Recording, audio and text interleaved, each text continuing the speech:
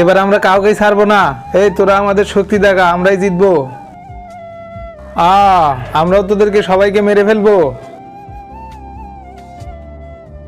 আমাদের একজন মারা গেছে, তুই যা কাউকে নিয়ে আয় আমাদেরকে সাহায্য করার জন্য।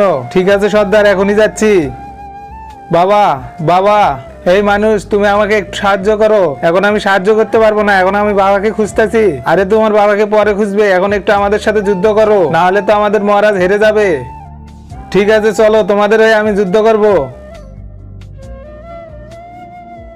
মহারাজ, আমি একজন মানুষকে নিয়ে এসেছি যে আমাদের হয়ে যুদ্ধ করবে।